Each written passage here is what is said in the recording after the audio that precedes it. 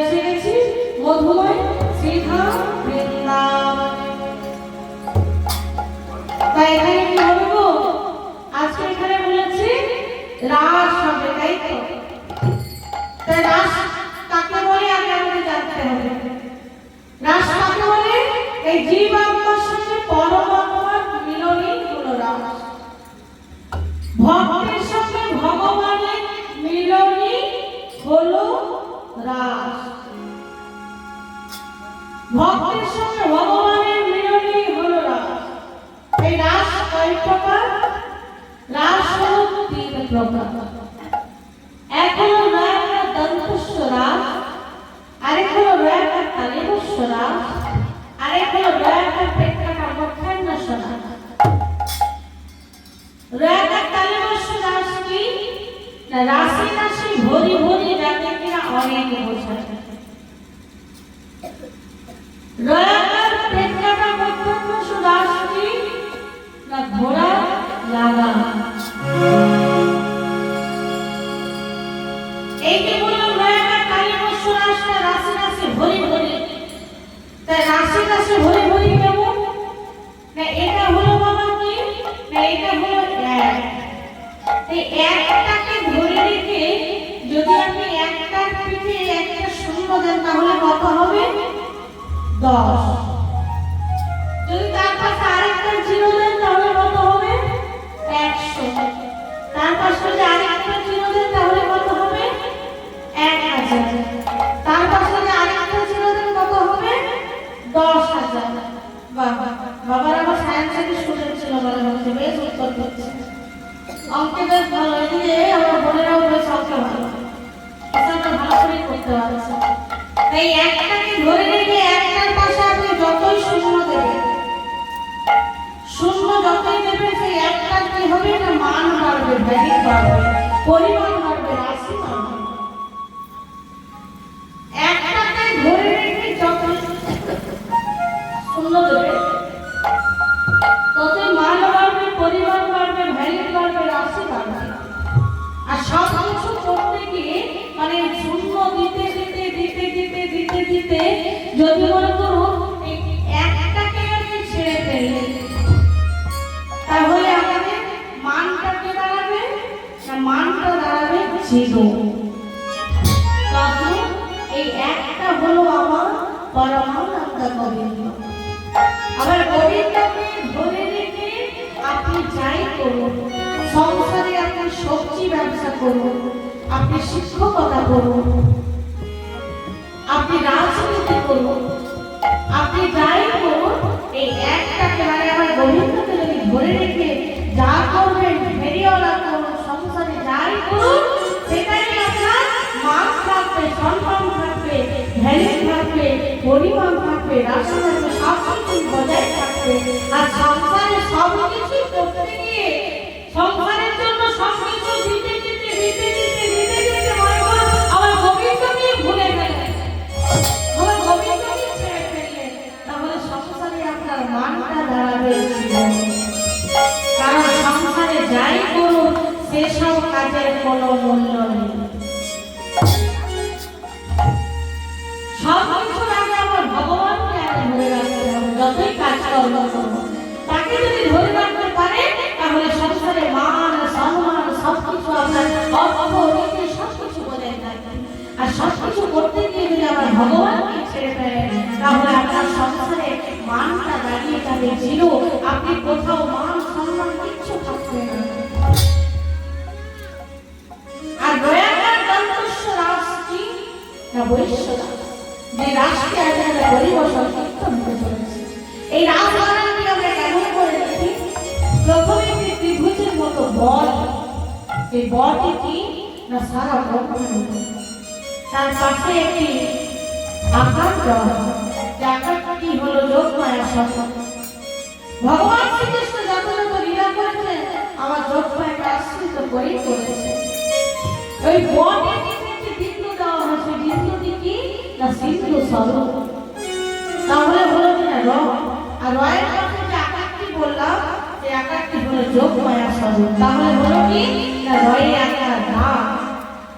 তার পাশে একটি দন্তস্ব লেখা হয়, যে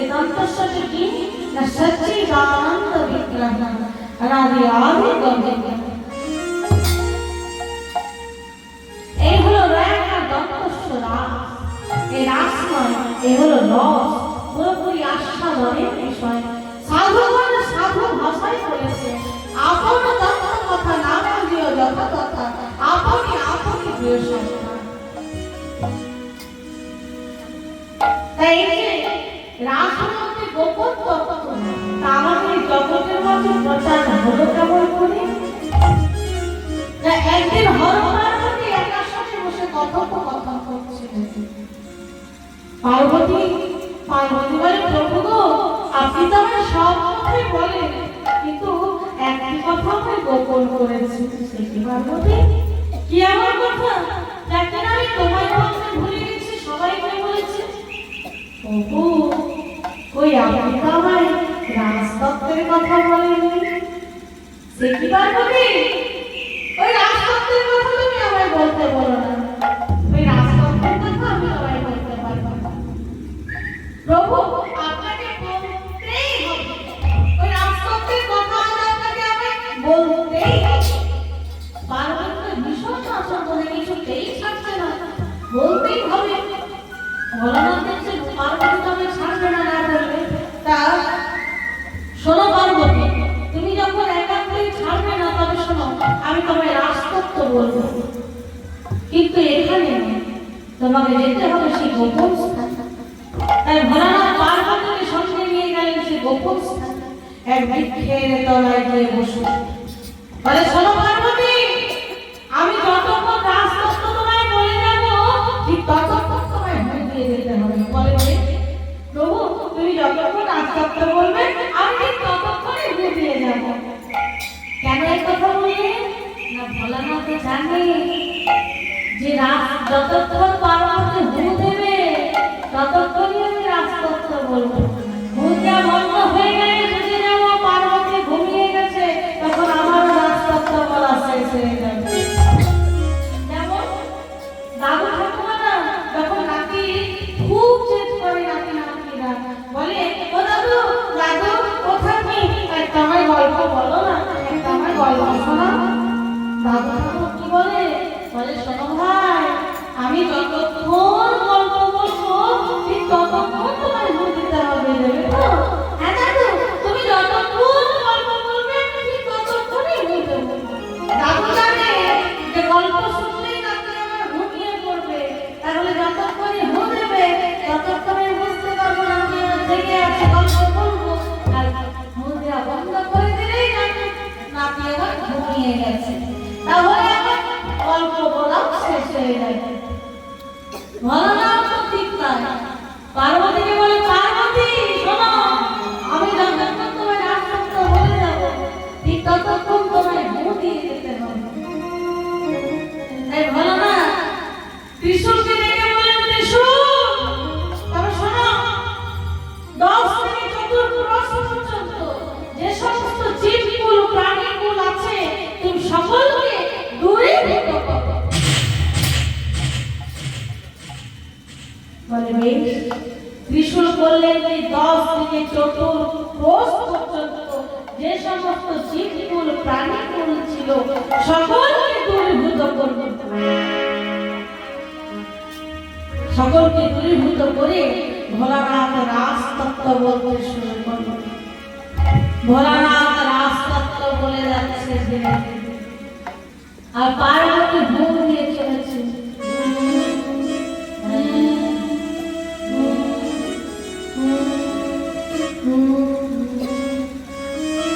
পার্বতী ঘুম দিচ্ছে আর ভোলানাথ রাজতত্ত্ব পাঠ করে যাচ্ছে।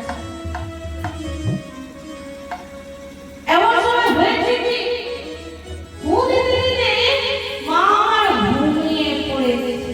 তারপর কি হলো বলা? পার্বতী ঘুমিয়ে পড়েছে, তাহলে হ্যাঁ গো, একটু আগে বললাম না যে 10 থেকে 14 ক্রোশ পর্যন্ত মানে সেখানে কোনো জীবকুল প্রাণীকুল ছিল না, তাহলে সেখানে ছিল ভোলানাথের রাজতত্ত্ব শ্রবণ করলো কে?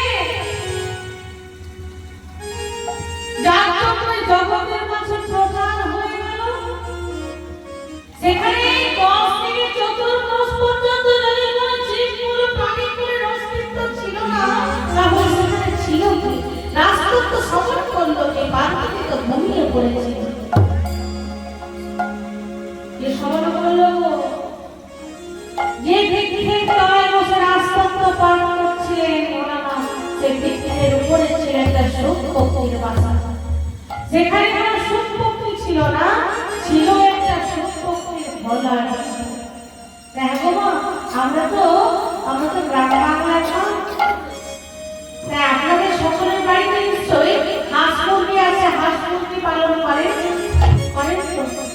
তা বলুন তো মা, যে ডিমটা ঘোলা হয়ে যায় সেই ডিমটা কি কখনো বাচ্চা হয়? হয় না, তাই তো? ঘোলা ডিম মধ্যে বাচ্চা হয় না। তাহলে সেখানে ছিল একটা ঘোলা ডিম, যার মধ্যে কিনা কোনো প্রাণীর অস্তিত্ব ছিল না। তাহলে রাজতত্ত্বটা শুনল কি না? হরি নামে কৃষ্ণ নামে এমনই কর্ষণ, জীবকুল দেখা মাত্র হয় আকর্ষণ।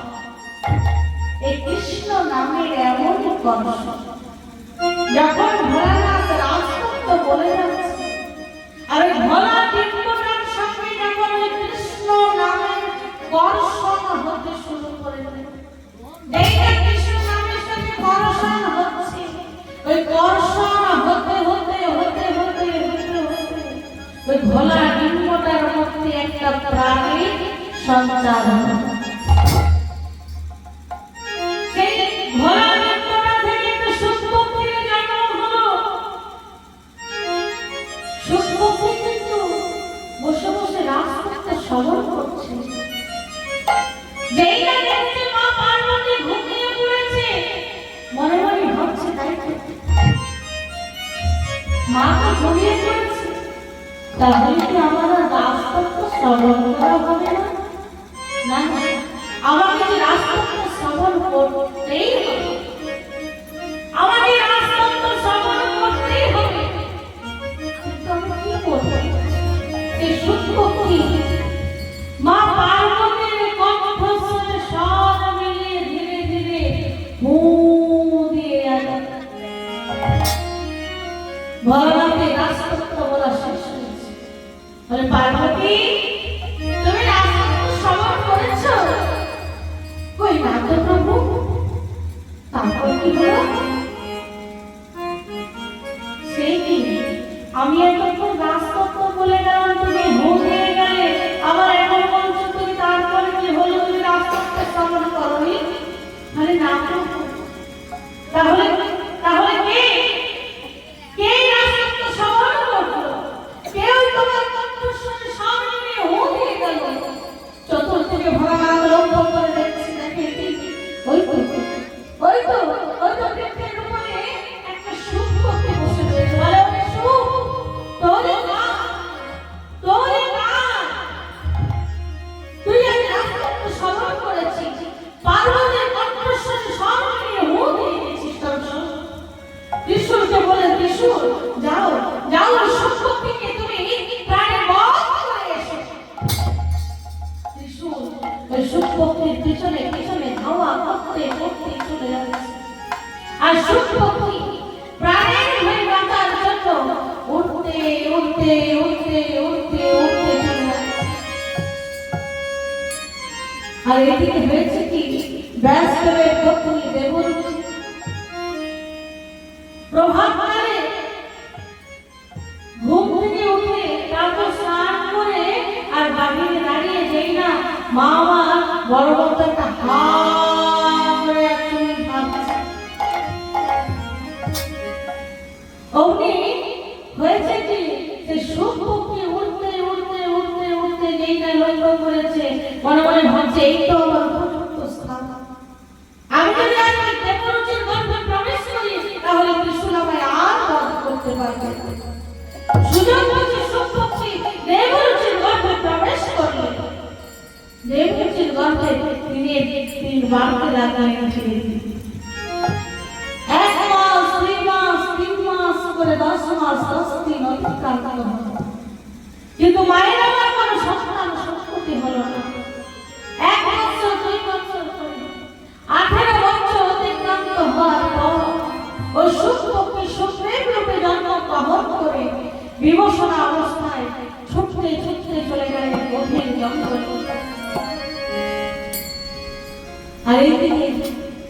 ব্রহ্মসাগস্ত রাজা কৈফি ছুটতে ছুটতে আসল লোকের শ্মশানে চলে যাচ্ছে। গিয়ে দেখে সেই সুখদেব গোস্বামী বিমর্ষণা অবস্থায় বসে ধ্যান করছে। সুখদেব গোস্বামীর চরণে প্রণাম জানিয়ে আমি যে মণিপুত্রের কাছে অভিশাপগ্রস্ত, 7 দিনের মধ্যে দক্ষ দংশনে আমার মৃত্যু হবে। এর একটাই মাত্র উপায়, যদি আপনি আমার লীলাকৃত রাজতত্ত্ব শ্রবণ করেন, যদি আপনি লীলাকৃত রাজতত্ত্ব ভগবত পাঠ করে শোনেন, তাহলে অভিশাপ থেকে আমি মুক্তি পাবো, নচেৎ আর কোনো উপায় নেই। বলেন আমি তোমার লীলাকৃত রাজতত্ত্ব ভগবত পাঠ করে শোনাবো। সুখদেব গোস্বামী লীলাকৃত রাজতত্ত্ব ভগবত পাঠ করে যাচ্ছে, আর রাজা পরীক্ষিত শ্রবণ করে চলেছে। এখানে শ্রোতা হলে রাজা পরীক্ষিত, আর বক্তা হলে সুখদেব গোস্বামী। ভগবান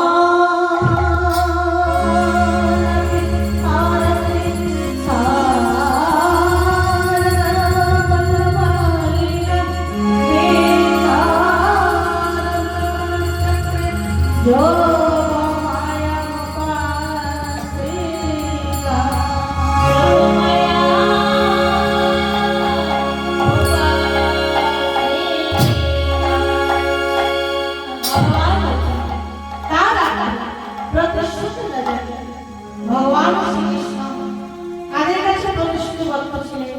না, সেই ত্রেতাযুগের বালকতুল্য মণিগণের কাছে।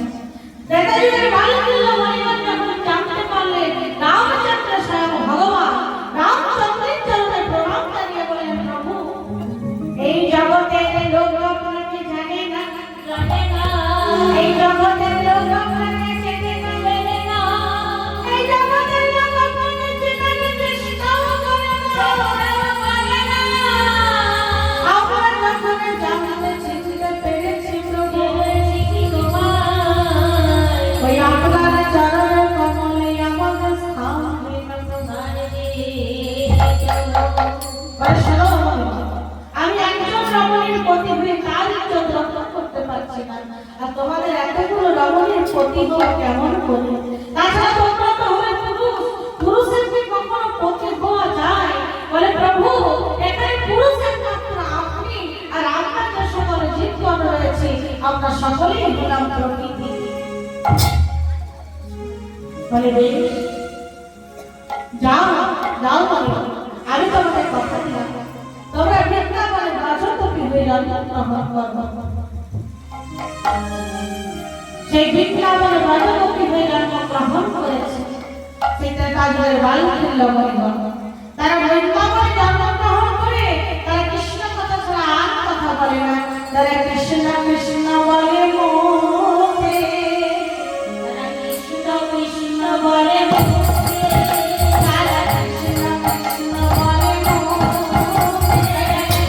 কৃষ্ণ বলে মুখে। রাম মুখ ভেসে যায়, অভাব যায়, মুখ ভেসে যায়, অভাব যায়, রামে মুখ ভেসে যায়, অভাব যায়, রামে মুখ ভেসে যায়, অভাব যায়। তোরা কৃষ্ণ কৃষ্ণ বলে মুখে, তারা কৃষ্ণ কৃষ্ণ বলে মুখে।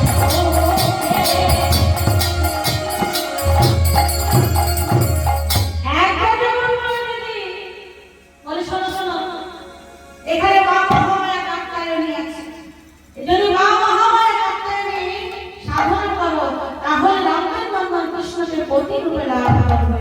বলে বেশ।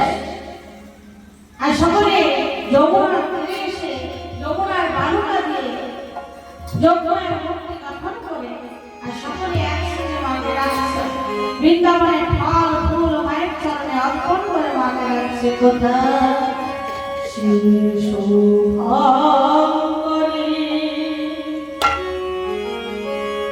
তাহে মা শঙ্করী,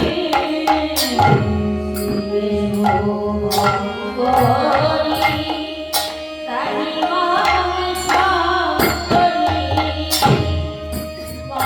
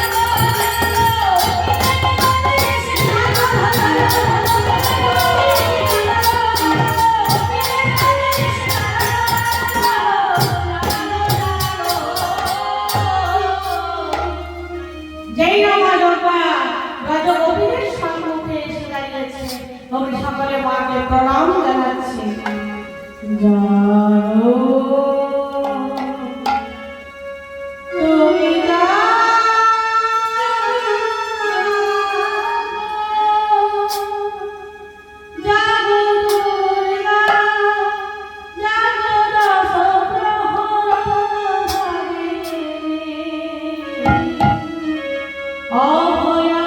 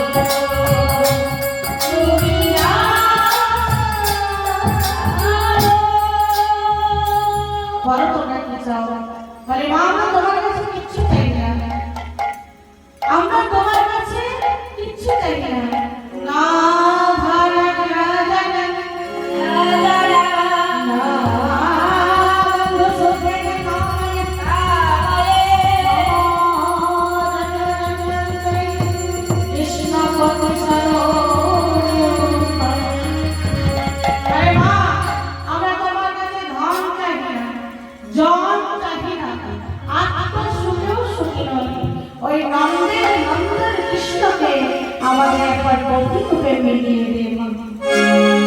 বলে বেশ রজগোপী, তোমাদের সাধনায় আমি সন্তুষ্ট, তোমাদের কথা দিলাম আগামী প্রভাতে তোমরা নন্দে নন্দ কৃষ্ণকে এক কৃষ্ণের গভীর রূপে লাভ করবে। বলে বেশ যেটা বলছে নন্দনন্দন কৃষ্ণের প্রতিরূপে তোমরা লাভ করবে, মনের আনন্দে সদনে চলে যাচ্ছে। একদিন প্রজাপতি বলে দিদি গো, বাড়িতে গুরুজনেরা আছে, যদি জিজ্ঞাসা করে তোমরা কোথায় গিয়েছিলে তখন কি বলবো বলো তো? বলবো প্রাতঃস্নান করতে গিয়েছিল। প্রাতঃস্নান। তাহলে প্রাতঃস্নান যখন করবে তাহলে চলো আমরা যমুনায় স্নান করে বাড়ি ফিরে যাবো। তাই চলো। এই সকল বন্ধুরা বলেছে কি যমুনার তীরে এসে এই পরনে পরিধান বসন করেছিলেন, খুলে রেখেছে, খুলে রেখে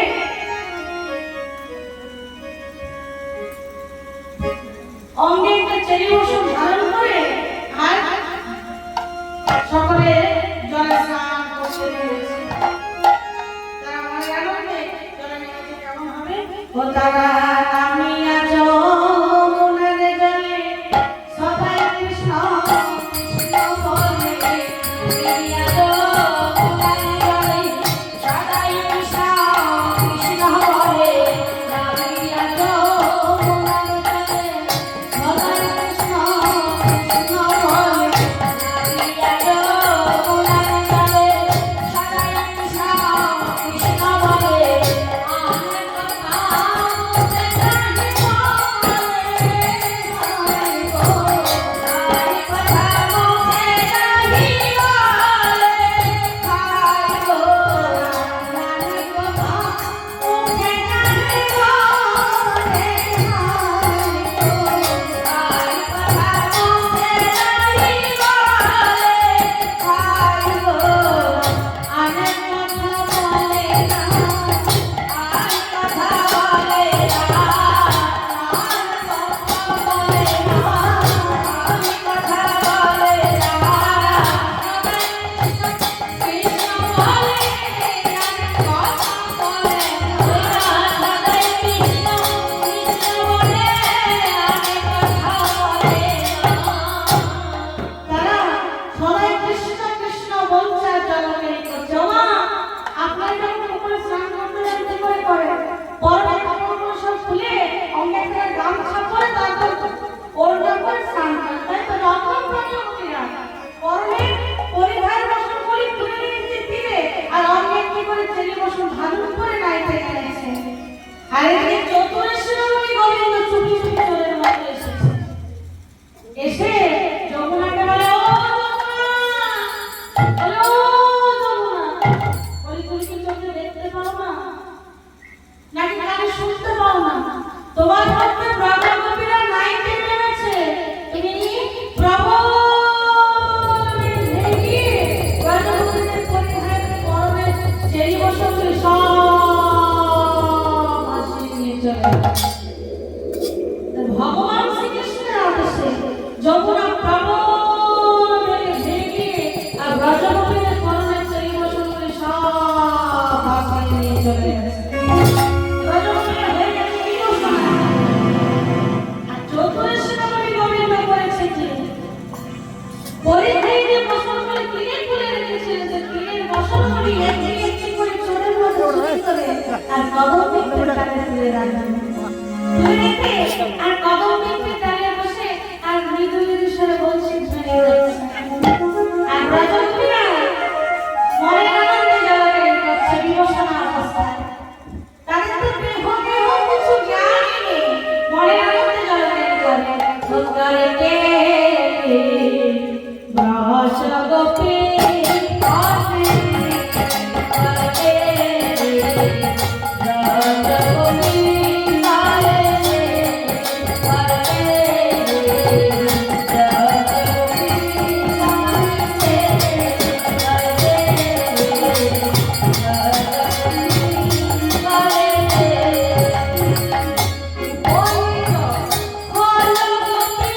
কৃষ্ণ কৃষ্ণ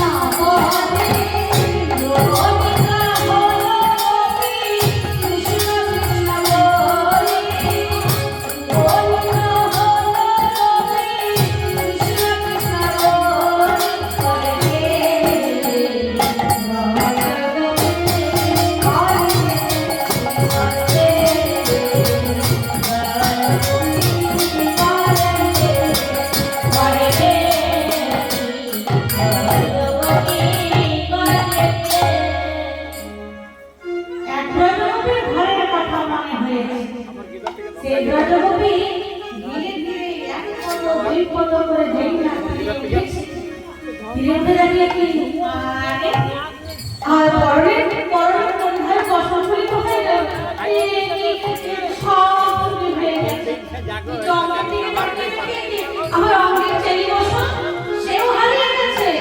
ব্রজগোপী এত লজ্জা পেয়েছে যে লজ্জায় ধীরে ধীরে আবার যমুনার জলে নেমে আরেক ব্রজগোপীকে বলে ও দিদি ও দিদি বলি শোনো শোনো দেখো দেখো আমাদের অঙ্গের চেলি বসন সেও হারিয়ে গেছে আর বলি মেয়ের বসন সেও চুরি হয়ে গেছে।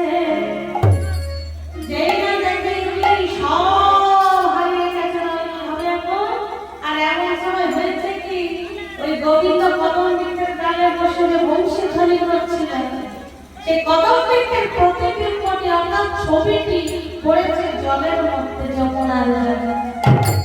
সেই ছবিটি আমি লক্ষ্য করেছি লক্ষ্য করে আরেকটা জনকে বলে ও দিদি বলি চেয়ে দেখো দেখো ওই দেখ বলি আমাদের পরিবারের বসনগুলি যমুনার জলে থাকতে পারে নাকি আমার কার গোবিন্দ কদম ওই যমুনার জলে বাঁশি বাজাতে পারে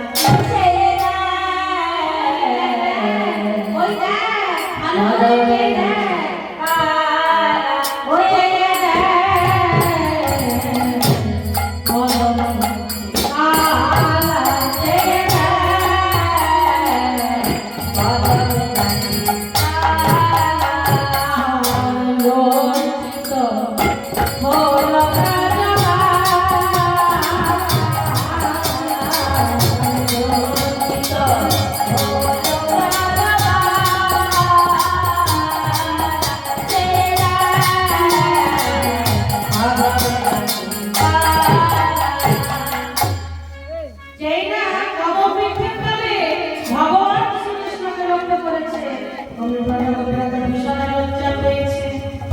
আর গোবিন্দ কি বলছে জানে আমার শুনে কথা নারাই মাথা তোর কথা করে লাগে শুনে কথা নারাই মাথা তোর কথা করে লাগে শুনে কথা নারাই মাথা তোর কথা করে লাগে শুনে কথা নারাই মাথা তোর কথা করে লাগে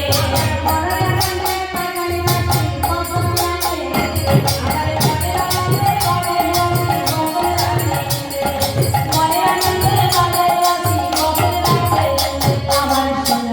নাচে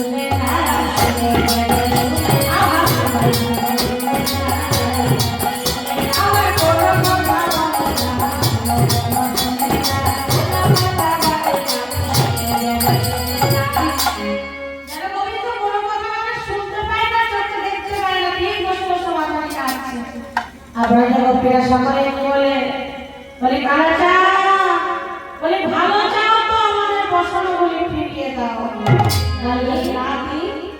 যদি না দাও তাহলে কি করবো জানো তোমার মাকে গিয়ে বলে দেবো মাকে গিয়ে বলে দেবো মাকে গিয়ে বলে দেবো মাকে গিয়ে বলে দেবো ভগবানকে জানা দেবো মাকে গিয়ে বলে দেবো ভগবানকে জানা দেবো মাকে গিয়ে বলে দেবো শোনো আরে দাদা আমার মায়ের কাছে বলে দিয়েছি বলবো তোমার মাকে বলবো যে তোমার গোপাল নাকি আমাদের বসন চুরি করেছে আর তোমার মামার বংশ ভূষণ রাখবে না তোমার মামার বংশকে বলবো যে তোমার ভাগ নাই আমাদের বসন চুরি করেছে ভয় পাও না তাই বলে শোনো বলে তোমরা দাঁড়িয়ে আছো কেন আমি বংশ রাজাকে ভয় পাই না আর আমার মাকেও ভয় পাই না তুমি যাও বলে যাও যাও বলে রাজা গোপী চলে যা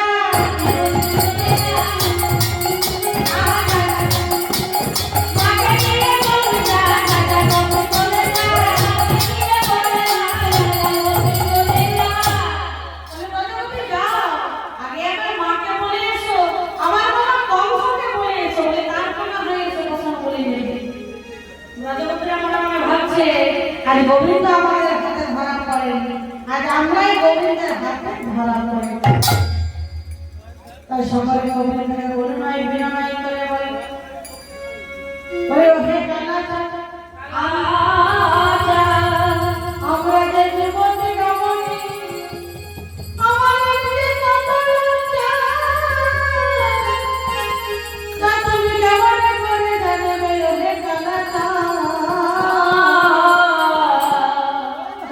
বলি ওহে কানাচা দাও দাও আমাদের বাসনা করে ফিরিয়ে দাও যদি আমাদের বাসনা করে ফিরিয়ে দাও আমরা যে জগতে যাব নিয়ে আমরা কেমন করে ঘরে যাব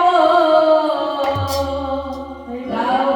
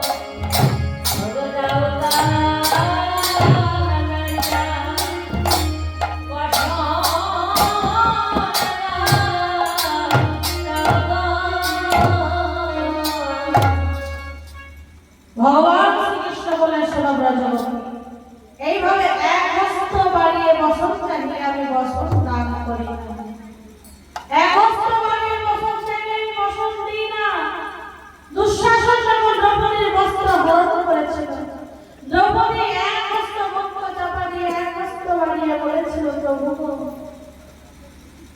এই লজ্জা হইতে আমায় নিবারণ করো প্রভু আমি দ্রৌপদীর প্রতি সদাই হই যখন দ্রৌপদী আমার আঁচলের চরণে আত্মসমর্পণ আমার আঁচলের চরণে আত্মনিবেদন দুটি বাহু বাড়িয়ে বলেছিল হে প্রভু আমার এই লজ্জা হইতে নিবারণ করো প্রভু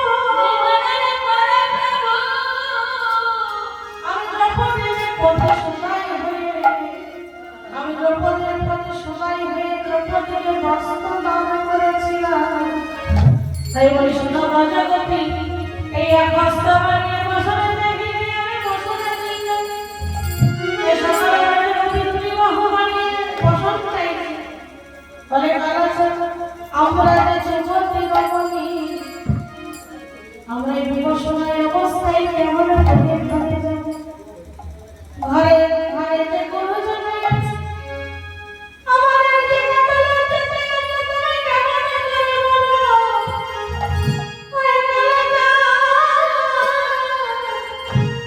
তাই বলি ওহে কালাচা কালাচা তুমি বসো যেইটা দুটি বাহু বানিয়ে বসাতে চেয়েছে ওই ভগবান শ্রীকৃষ্ণ বলে ব্রজগোপী তোমরা থেকে উঠে এসো যে যার বসন করে নিয়ে যাও। কেন? তোমরা আমায় প্রতিরূপে পাওয়ার জন্য এক মাস ধরে মা যোগমায়া সাধনা করেছে। কেন? না আমায় প্রতিরূপে পাওয়ার জন্য। তা আমার কাছে পেয়ে তোমরা ছেড়ে দেবে? সকল বছর তোমার মনে হচ্ছে তাই না? এই ভগবান শ্রীকৃষ্ণকে প্রতিরূপে পাওয়ার জন্য এক মাস ধরে মা মহামায়া ব্রত সাধনা করেছিলেন। তাই না ভগবান শ্রীকৃষ্ণকে কাছে পেয়ে ছেড়ে দেব না, আমরা ছেড়ে দেব না। কারণ পতির কাছে লজ্জা কিসে? তাই যে যার বসন করে তীরে উঠে গিয়ে যে যার বসন নিয়ে যাচ্ছে। আর ভগবান শ্রীকৃষ্ণ ভালো করে চেয়ে দেখো, এটা আমার শতকোটি গোপীদের হয়ে আমি নাশ করি। ব্রজগোপীদের বলেন ব্রজগোপী যাও, তোমাদের সাধনায় আমি সন্তুষ্ট, তোমাদের কথা দিলাম আগামী কার্তিক মাসে সংক্রান্তির দিনে যেদিন আমি নাশ করবো সেদিন তোমরা আমার এক কৃষ্ণ এক গোপী রূপে লাভ করবে। তাই সে সারথী আর রজনী আর ভগবানটা পথ তারা বর্ণনা করছে। এবার সারা